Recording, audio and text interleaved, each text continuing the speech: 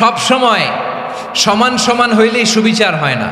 সহজ করে আপনাদেরকে বুঝাই, যেমন ধরুন একটা পরিবারের 3 জন সদস্য, স্বামী, স্ত্রী আর সন্তান।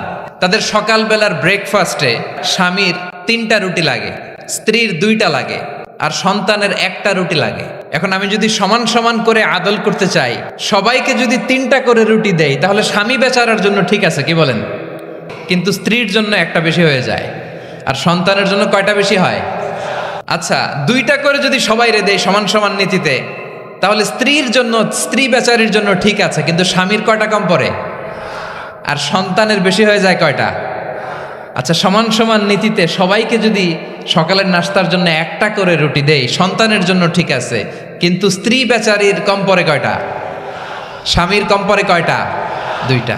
আর আমি যদি স্বামীকে দেই 3টা, স্ত্রীকে দেই 2টা, আর সন্তানকে দেই 1টা, তাহলে কারো অপচয় হবে না, যার যতটুকু দরকার ঠিক ততটুকুই কাজে লাগবে। চিল্লায় বলেন ঠিক কিনা?